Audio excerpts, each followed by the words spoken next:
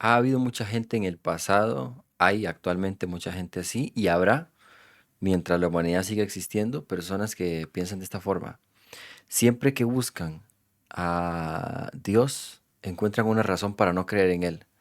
Y la verdad es que ese tipo de persona no está realmente buscando a Dios, sino que de alguna manera tiene un problema con el hecho de que Dios exista, o con el hecho de que Dios pueda existir. Vamos a empezar de una vez a leer el pasaje del que quiero comentar un poquitito. Bueno, esta vez tengo dos pasajes. Uno está en Hebreos 11 y el otro está en Salmos 19, pero voy a leer Hebreos primero. En Hebreos 11, em, en el, en el 7, no, en el 5 voy a empezar. Dice, por la fe Enoc fue trasladado para no ver la muerte y no fue hallado, porque Dios lo había trasladado.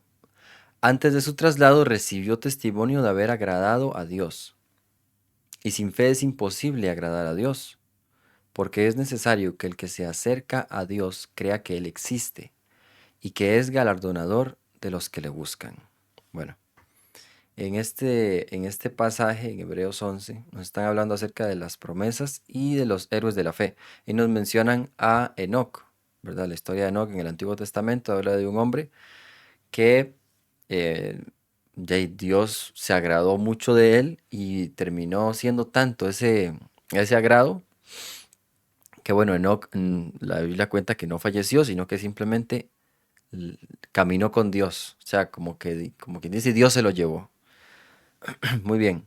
Em, en Hebreos nos dicen que fue gracias a la fe de Enoc que pudo sucederle este hecho tan particular en la relación con Dios. Y luego ya en el versículo principal, que es el que leí al final, dice, es necesario que el que se acerca a Dios crea que Él existe y que es galardonador o que premia a los que lo buscan. Ahora, hay que establecerlo de primero esto. A la hora de que yo busco a Dios, a la hora de que usted busca a Dios, a la hora de que uno dice, voy a tratar de acercarme a ese que algunos llaman el Padre Celestial, ¿verdad? Dios, Jehová, voy a acercarme a ese ser que creó todo el universo. La Biblia lo deja claro, es necesario que si usted quiere acercarse a Él, o sea, tiene que creer que existe. De otra manera, por más que usted quiera entrar en esa relación, eso no va a funcionar. Hay una anécdota que escuché recientemente en un podcast que dice lo siguiente. Habían dos hombres, ¿verdad? De Alaska. Entonces, uno de ellos ateo y el otro teísta. Bueno, la cuestión es que el ateo siempre se debaten, ¿no? Ellos son amigos, pero ellos debaten y discuten acerca de que si Dios existe o no y tal, no sé qué. La cuestión es que el ateo le dice, es más, en una de las discusiones, yo le puedo probar que Dios no existe. Y el ateo, caray, ¿y eso cómo es? O sea, quiero escucharlo. Bueno, entonces el ateo empieza a contar una historia que le pasó. Dice que hace un tiempo se había perdido en las montañas, en Alaska, ¿verdad? Ya llevaba varias horas perdido, caminando sin rumbo, ¿verdad? Daba vueltas, no tenía ya esperanzas. Realmente se había perdido tanto y había caminado tanto tiempo que él ya había dicho, realmente mi muerte es un acontecimiento certero, o sea, yo definitivamente voy a morir. Entonces en ese momento le dice el ateo al amigo, en ese momento yo hice lo que ustedes hacen, dice, hablando de los teístas, de la gente que cree en Dios. Yo hice lo que ustedes hacen, me arrodillé y elevé mis manos al cielo y dije, Dios, si existes, sálvame de esta muerte que definitivamente ya me va a tocar, ¿verdad? Era inminente que él iba a morir. Bueno, un rato después de que él hace la oración, llegan unas personas que viven en la montaña de ahí, digamos, en ese lugar, aborígenes de ese sitio, por decirlo así.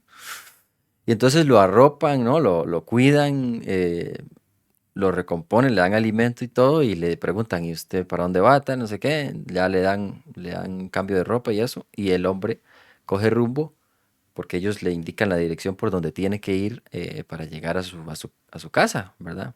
Salir de la montaña y llegar a la civilización. Entonces, tras esta anécdota, se queda el teísta así, ¿verdad? Y le dice, y entonces, ahora cree en Dios, ¿verdad? Y le dice el hombre, no, si esta historia es para demostrarle que Dios no existe. Cuando yo le oré a Dios, el que vino a rescatarme fue un lugareño. Dice, no fue Dios el que se me apareció, ¿verdad? Entonces, cuando yo, cuando yo escuchaba la historia, yo lo primero que pensé fue, hombre, por supuesto que Dios envió a esas personas a rescatarlo. Y este señor interpretó todo lo contrario, más bien interpretó que esas personas no tenían nada que ver con Dios, que Dios nunca respondió a esa oración y que él se salvó de pura suerte. O por la coincidencia, digamos, de que esas personas estuvieran pasando por ese lugar y él estuviera ahí. Esto que quiere resaltar, y por eso vuelvo otra vez al pasaje, y lo voy a leer de nuevo, es necesario que el que se acerca a Dios crea que Él existe y que es galardonador de los que le buscan.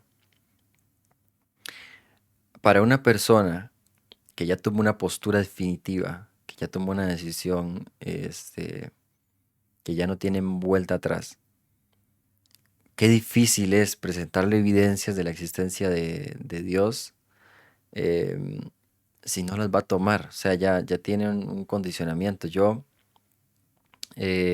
también quiero leer otro versículo que está en Salmos.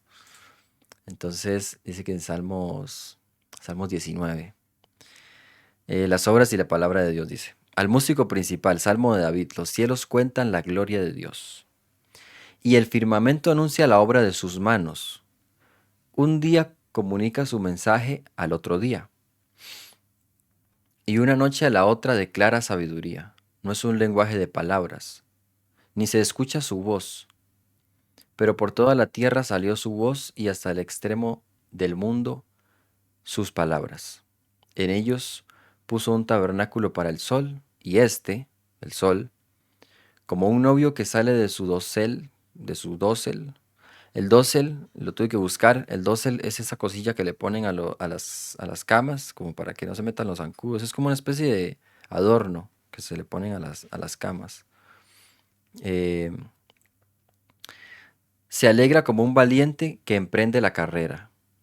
En un extremo del cielo está su salida, y en el otro está su punto de retorno. Nada hay que se esconda de su calor. La ley del Señor es perfecta, restaura el alma. El testimonio del Señor es fiel, hace sabio al ingenuo. Bueno, llegué hasta el 7. Ahí desde luego el salmo sigue. Em, Voy a decir algo así rápido, tal vez no voy a entrar en demasiado detalle con este asunto. Es evidente, a la hora de ver la creación, a la hora de uno verse a uno mismo, eh, tratar de comprender la complejidad de los sistemas que existen no solamente dentro de la Tierra, sino la forma en la que el universo se mueve, ¿verdad? Interactúa unas piezas con otras, es muy complejo, es muy complejo.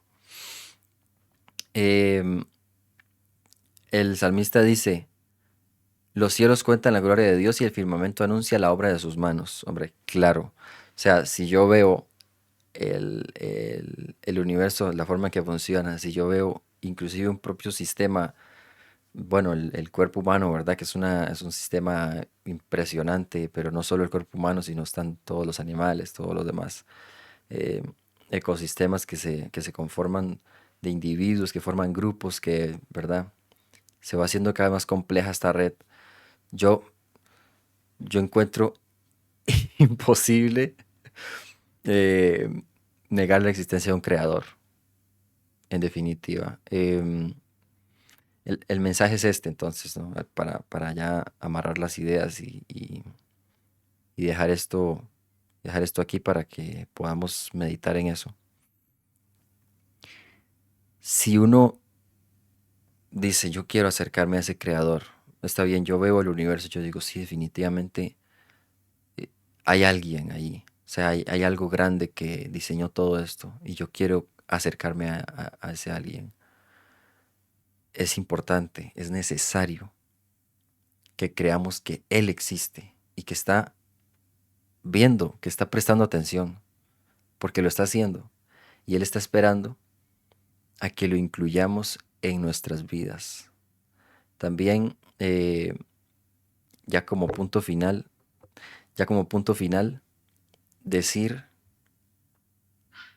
qué importante que es tener una vida con propósito. Es decir, nosotros, el rato que estamos aquí, el rato que estamos aquí es pequeño. Ahorita yo soy joven, ¿verdad? He vivido muchas cosas y me faltan muchas más. Si Dios me da vida y llego a la vejez, pues me faltan muchas cosas más por vivir. De la gente que me ve tendrá diferentes edades y habrá pasado por diferentes situaciones, pero la vida se va muy rápido, la vida se va en un momento.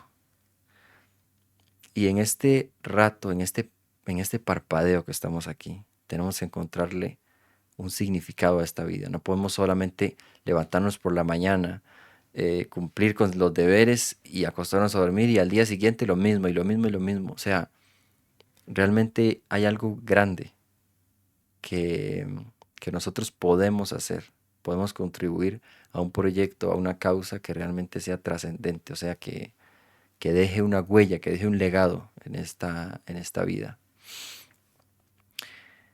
Em, Desde luego, para mí, lo lógico y lo razonable es la causa de Dios. ¿Cuál es la causa de Dios? Reconciliar a la humanidad con Él. Esa es la gran causa, la razón por la que Cristo vino al mundo. Y esa es la causa en la que los hijos de Dios se unen, aunque no están bajo un mismo paraguas o bajo un mismo, porque sí están bajo un mismo paraguas, pero no están bajo una misma autoridad terrenal, ¿verdad? Porque los hijos de Dios no obedecen a ninguna autoridad terrenal en concreto, todos los del mundo, pero todos estamos guiados por el Espíritu Santo. Eso sí es verdad. Y la iglesia de Cristo está unida por medio del Espíritu Santo.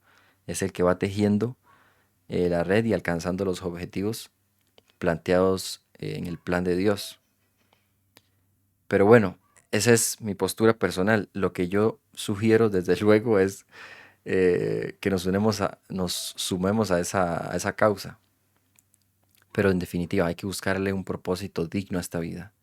Y, desde luego, acercarnos a Dios confiando primero que existe, desde luego, y que nos escucha y que está listo para, para incluirnos en ese divino propósito.